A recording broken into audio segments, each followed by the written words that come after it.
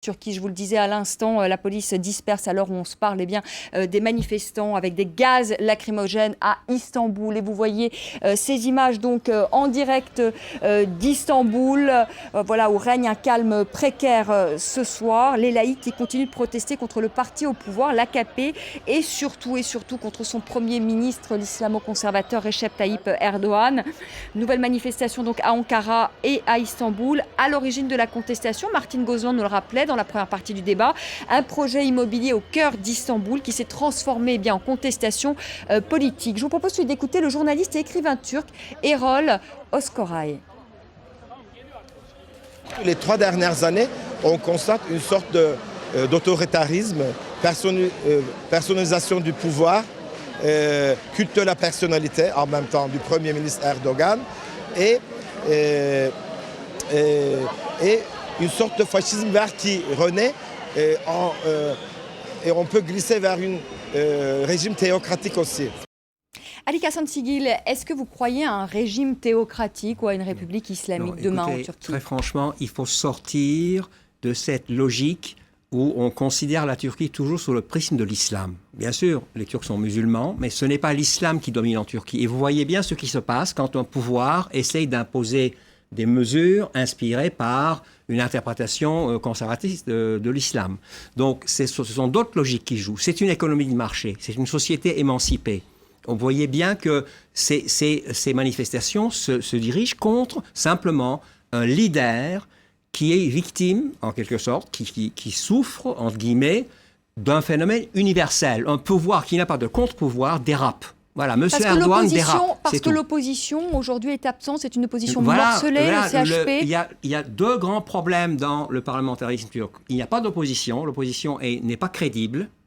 Deuxièmement, la séparation des pouvoirs est faible. Donc, ces deux faits montrent que, si vous voulez, quand il y a un leader comme Erdogan, il y en a eu d'autres dans le passé aussi, qui est charismatique, qui est fort et qui a fait des choses très positives. Je suis d'accord. L'économie turque fonctionne bien. L'État-providence turc a beaucoup progressé. L'Anatolie s'est éveillée. Donc, ce sont des choses positives. Mais depuis quelques années, il y a un dérapage et la société n'accepte plus cela. Voilà, c'est aussi simple que ça. Donc, il n'y a pas de wahhabisme, il n'y a pas de trucs comme ça. C'est absurde. Non, ça n'est pas absurde, monsieur. Ce sont les faits. Ce sont les faits. Je ne ferai pas pourquoi. On voit sur nos écrans, on voit tous les témoignages, on voit les slogans des jeunes, etc. Et je ne vois pas pourquoi, une fois de plus, les faits, on refuse qu'ils passent la rampe. On refuse de les regarder en face. On les nie. C'est pour ça qu'il y a 2 ans, j'ai écrit ce livre. Parce que, précisément... L'imposture turque. Voilà. Et c'est vrai que c'est une imposture. C'est un pays que j'adore, la Turquie.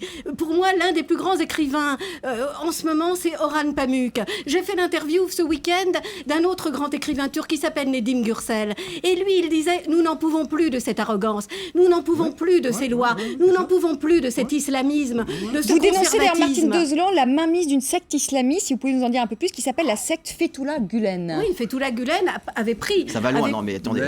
Aujourd'hui, avait pris en charge... Aujourd'hui, moi je rejoins. Aujourd'hui, la C'est une secte qui soutient Erdogan. Du gouvernement. C'est une secte La qui faiblesse soutient du Il ne le gouvernement. soutient plus en plus. Non, mais la faiblesse du gouvernement. Attendez, on aujourd'hui, s'entend plus. c'est qu'il Alors, n'y a Ahmed pas Abram, moi j'ai des d'opposition. questions à vous Il n'y a pas poser. Est-ce que d'opposition. vous condamnez ou est-ce que vous soutenez justement cette politique d'Erdogan, c'est-à-dire l'interdiction de la pilule du lendemain, les ventes d'alcool par exemple? Parce que ça c'est une des raisons. Il veut interdire la vente d'alcool entre 10h le soir et 6h du matin. Est-ce que vous condamnez? Aujourd'hui, moi je condamne les personnes qui se disent qu'il y a un Premier ministre ou un gouvernement autoritaire qui sont en train de tout casser. Moi je condamne ça aujourd'hui. Aujourd'hui, les personnes qui font des révolutions, qui se disent démocrates, qui veulent montrer l'exemple, sont en train de tout casser. Par contre, aucune presse internationale, personne n'en parle aujourd'hui. Donc aujourd'hui, on a vécu le mariage pour tous. Vous avez vu comment ça a pu déraper. Et pourtant, en Turquie, on n'a pas dit qu'il y avait une révolte en France. Est-ce que vous voulez que les médias turcs fassent la même chose? Non, mais il y a 2 poids 2 mesures, s'il vous plaît. Aujourd'hui, allez à Istanbul. Aujourd'hui, tous les magasins sont saccagés. Donc, s'il vous plaît. Aujourd'hui, ils ont le droit de vote. Aujourd'hui, la faiblesse du gouvernement. Le gouvernement. C'était un rassemblement pacifique. Non, mais la faiblesse du gouvernement, c'est qu'aujourd'hui, il n'y a pas d'opposition. Donc, le peuple a besoin de s'exprimer. C'est comme ça qu'il s'exprime, malheureusement. Aujourd'hui, la faiblesse. Ah, donc c'est c'est que... le peuple, monsieur. Donc vous constatez Non, que c'est mais le peuple qui ce s'exprime. Ce peuple, je veux dire, cette population. Non, mais c'est pas. Donc C'est il y a pas un des... peuple qui Non, mais s'exprime. c'est pas des Il y a un extraterrestres. peuple qui dit non, non. non, mais attendez, je Ah, joue pas sur les mots. Non, mais c'est Je joue intéressant. pas sur les vous mots. le C'est pas des reconnaissez. extraterrestres, c'est des personnes qui vivent dans ce pays. S'il vous plaît, ne jouez pas sur les mots, je vous respecte. Non, Bonsoir. mais- Quand vous dites Moi des choses, aussi. continuez dans votre logique. Moi, j'ai une logique, je la continue. Donc aujourd'hui, le président Abdoulaye, c'est un président. C'est pas un membre du gouvernement Ak Party. C'est Oui, un mais on va président. écouter Abdoulaye Gül. Non, non. Mais vous allez voir que Oui. Abdoulaye Gül Donc, ne il est va pas obligé- totalement dans le sens du Premier Non. ministre Non, Erdogan. non, c'est un président. Il est Il dit la responsable de tout le monde. démocratie ne justifie pas la répression bah, dans la rue. Il faut qu'il calme tout le monde. Il faut qu'il fasse un consensus. C'est normal. Il est dans son job. Il est payé. C'est son job. Je veux dire, on peut pas demander pas plus. Il peut pas choisir un camp contre l'autre. S'il choisit un camp, il n'est pas président. Il sera dans ces cas un membre d'un parti. Aujourd'hui, il est président de tous les Turcs. Il est obligé d'avoir un discours, je dirais. Pour Mais tout vous le monde. répondez pas sur la question Donc, vous de avez l'alcool, Erdogan. sur l'interdiction de la pilule du C'est lendemain, des sur le faux fait qu'il problèmes. voulait revenir sur le C'est droit. des faux Mais c'est problèmes. pas des problèmes, c'est des vrais problèmes de Non, société, aucun- c'est des régressions Ça, dans ça- l'avancée de la société Non, mais quand ça, même. c'est le sujet d'une autre émission. C'est Ah pas ben le non, sujet c'est de la le révolution. sujet de cette émission. Est-ce Aujourd'hui- qu'il y a une islamisation aujourd'hui Donc aujourd'hui, est-ce que rampante de la société donc moi, je vous pose la turque? C'est le question. sujet de cette Aujourd'hui, émission. donc les personnes qui sont contre le mariage pour tous, est-ce qu'ils doivent tout casser à Paris? Moi, je pose la question. Maximo, moi C'est je voudrais vous aucun poser rapport. une question. Marc, j'ai une question quand même. C'est que l'armée a toujours été, parce que je voudrais quand même poser la question de l'armée, l'armée a toujours été garante de la laïcité. Où est aujourd'hui l'armée L'armée turque? est hors jeu depuis En prison. 2007, parce que la plupart Oui. de la haute ce sont des hiérarchie, fomenteurs sont retraités. pour des complots vrais ou en grande partie supposés avec des preuves qui ont été... Oui, parce qu'il y a eu des complots voilà. Erdogan, Qui c'est ça, soi-disant hein, des complots qui visaient à renverser le pouvoir de l'AKP. Soi-disant, Elle vous a dites, été, Marc. en grande partie soi-disant, c'est des choses assez complexes, a été en grande partie décapitée. Le problème, je pense, n'est pas vraiment là. C'est-à-dire, évidemment que ce pouvoir est un pouvoir qui vient du mouvement islamiste, qui est soutenu par cette portion de l'opinion qui est importante en Turquie, qui est extrêmement conservatrice, qui veut des lois morales, qui est contre l'alcool, Donc ce que vous qui dites, c'est que la impose population turque soutient en grande partie, oui. majorité. C'est-à-dire, il y a un double phénomène. Il y a le phénomène de l'islamisation par en haut, c'est-à-dire ces nouvelles élites avec leurs femmes en turban, ça s'appelle turban, le voile islamique en turc, Comme la femme qui du s'affiche Premier ministre comme la femme, Erdogan. voilà, s'affiche. Et surtout, il y a un autre phénomène qui est beaucoup plus terrible, qui est celui d'en bas, la pression du quartier, qui islamise les choses. C'est-à-dire, en turc, être voilé ou pas voilé ne se dit pas être voilé ou pas voilé, mais se dit crûment être ouverte ou fermée, avec toutes les connotations que vous pouvez imaginer. Donc quand le chauffeur de taxi dit à une femme « on sait que vous êtes une femme respectable, bien que vous soyez ouverte », ça a une connotation très lourde. Et cette pression C'est le du wahhabisme. quartier, c'est quelque chose qui est réel. Et il ne faut pas là-dessus se leurrer. Effectivement, l'AKP, là-dessus, est un parti d'origine islamiste, né du mouvement islamiste, qui a appris un certain nombre de choses pour garder le pouvoir, et notamment d'utiliser l'Europe, et qui, en partie, est soutenu, porté par une grande partie de la société, extrêmement conservatrice. Ali Kassansligil, est-ce que les Occidentaux qui ont tant vanté finalement ce modèle turc qui allie démocratie et islamisme ne se sont pas trompés finalement? Non, écoutez, les choses ne sont... D'abord, le terme de modèle est absurde. Oui, mais Je veux pourtant, dire, on en a évoqué de ce oui, mais modèle. enfin, On en a parlé bon, beaucoup au moment des mais c'est printemps une arabes, en disant expérience- regardez le modèle turc. C'est une expérience qui peut être intéressante, parce que la Turquie est la seule société musulmane qui a réussi à intégrer dans le jeu, quelles que soient les idées qu'on peut avoir sur l'AKP, mais enfin l'AKP est dans le jeu parlementaire. Et l'AKP ne conteste pas la démocratie en tant que telle. Bon, c'est déjà une chose. Deuxièmement, il y a en Turquie un islam qui est très varié. Alors, vous avez parlé en disant Erdogan s'appuie sur une secte. Eh bien, voyons ça en détail, parce qu'il faut voir les faits. Le mouvement guleniste est aujourd'hui opposé à Erdogan sur beaucoup de choses. Vous parlez de cette secte donc. C'est pas une secte, c'est une confrérie, c'est un mouvement social à base religieuse. C'est ce que les Américains appellent une religion civile, civil religion. D'accord, ce sont des conservateurs, mais c'est un mouvement qui est assez ouvert. Par exemple, Gülen a très durement critiqué le gouvernement pour l'opération de Marmara, ce navire humanitaire qui est allé au Gaza, en disant qu'il aurait fallu discuter avec les Israéliens. Et donc, ce sont deux mouvements. L'AKP, c'est aussi d'une origine religieuse un peu différente. Donc, il faut tout mélanger. Il y a en Turquie aujourd'hui une chose qui est certaine. C'est vrai qu'il y a une islamisation, enfin une tentative d'islamisation. Tout cela en fonction des élections de 2014. parce que Erdogan veut remporter les élections et il n'est veut pas se sûr. présenter. Il va se présenter, mais il a des chances de le faire, mais il n'est pas absolument sûr. Il y a eu des sondages il y a 6 mois. Si Gül se présente contre Erdogan aux élections, et c'est possible, ce scénario dans tous les sondages, avec différents écarts, il remportait. Abdullah Gül. Oui. Donc il n'est pas certain de gagner. Donc Erdogan n'est pas certain de gagner. Est-ce que dans ce contexte, est-ce qu'il peut modifier la Constitution? Parce qu'on rappelle que c'est un régime parlementaire, la Turquie, qu'il veut justement donner plus de prérogatives au président. Est-ce que dans ce contexte, est-ce qu'il peut aujourd'hui, Martin Bozlan ou Ali Kachanoglu, modifier la Constitution? Il a beaucoup de mal, parce que dans son parti, il y a une opposition contre cela. Quelle opposition? Il y a une opposition. Monsieur Gül n'est pas pour, par exemple. Monsieur Gül n'est pas pour. Mais non, Monsieur Gül, la présidentialisation que Erdogan veut. Monsieur Gül est un président de la République, il n'est pas dans le parti. Donc mélangeons pas tout ça. Bülent Arıç, c'est ça, le vice-premier ministre est réservé. Lui aussi est très réservé. Il y a des tas de gens qui sont réservés. Le vice-premier ministre, Bülent Arıç, lui aussi est très réservé, comme l'est Abdullah Gül. Donc il y a pas des divisions au sein de la KP. Non, mais dans son parti, il y a des oppositions. Attendez, dans l'opinion publique, près de 60% des gens dans les sondages sont contre la présidentialisation. Parce que dans un pays, tout le monde, enfin les gens ne sont pas idiots quand même. On a le même discours il y a dans un pays où il y a la séparation des pouvoirs est faible, on ne peut pas avoir un président fort. Vous vous défendez jusqu'au bout quand même, Recep Tayyip Erdogan. C'est-à-dire que c'est la rhétorique. C'est la rhétorique. Pas du tout. Non, c'est la rhétorique. À chaque fois, on entend les mêmes discours, les mêmes peurs, et à chaque fois, on est déçu, il revient plus fort. Donc, vous pensez qu'il va revenir encore plus fort? Bien sûr, mais bien sûr. Est-ce qu'on pourrait rappeler 2 faits? La justice est totalement instrumentalisée. La justice est totalement aux mains du pouvoir et les médias sont totalement aux mains du pouvoir, à part quelques rares exceptions.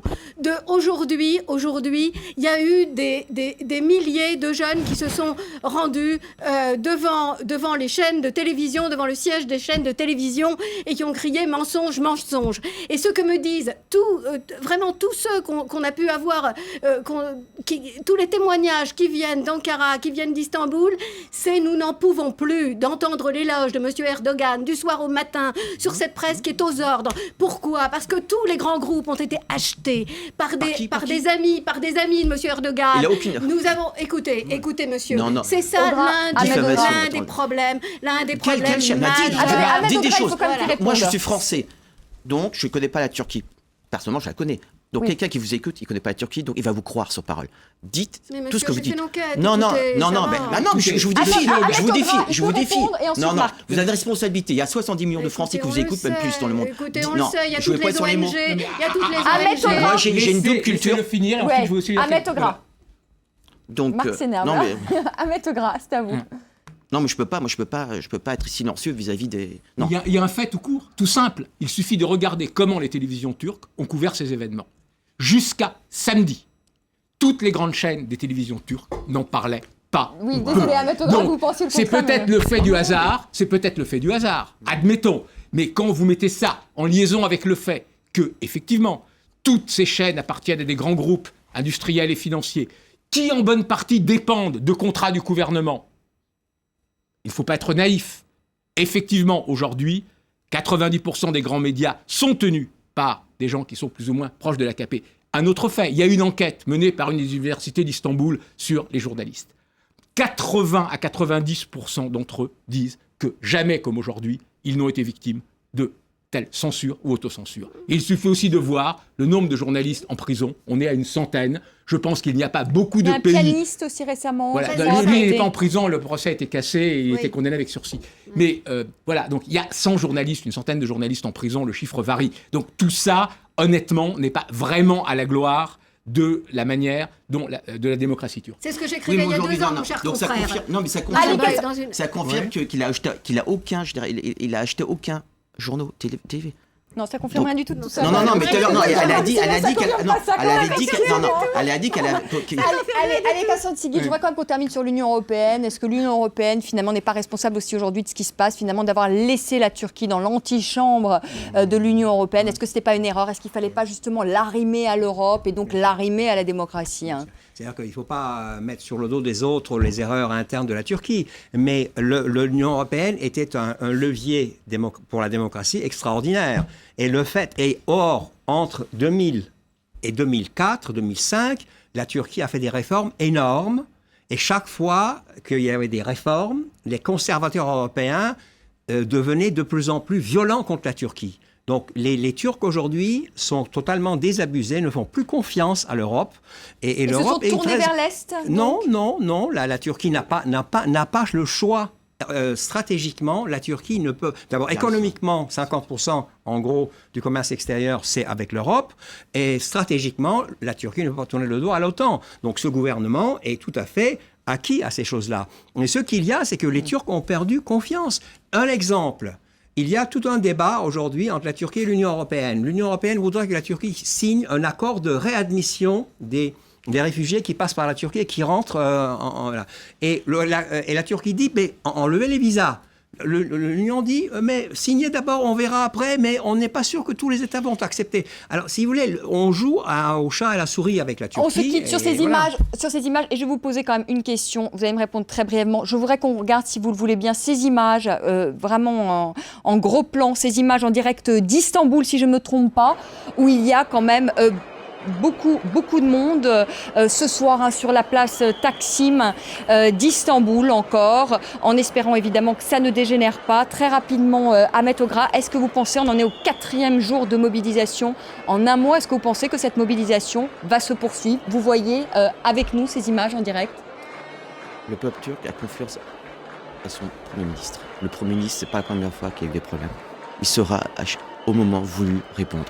On a confiance. Vous avez un discours bien cadré, c'est presque un discours de communiste que vous avez. Allez, Kassem Singil, allez, un dernier mot, un mot. Est-ce que vous pensez que cette mobilisation va se poursuivre? Tant que Erdogan garde son agressivité, ça ne cessera pas, à mon avis. Ça ne Donc cessera vous pensez pas. que Il faut, et c'est son intérêt d'ailleurs, de faire un compromis. Mais bon. Peut-être C'est un grand tournant. C'est un grand tournant pour l'AKP, c'est un grand tournant pour le pouvoir islamiste. Comme je le répète encore, il y a des anticorps qui jaillissent de la société contre l'islamisme au pouvoir. Un mot, Marc. C'est pour la première fois, depuis qu'il est arrivé au pouvoir en 2002, Erdogan vacille. Erdogan a été obligé de reculer en faisant évacuer la police de la place samedi. Et c'est un fait sans précédent. Merci à vous quatre d'avoir participé à ce débat. Merci à vous de l'avoir suivi. On se quitte sur ces images en direct d'Istanbul, place Taksim, où il y a beaucoup de monde ce soir encore. Et on suit évidemment ces événements en direct sur France 24. Très belle soirée. À demain pour une nouvelle grille à partir de 6h du matin et un nouveau débat à partir de 19h10. À demain.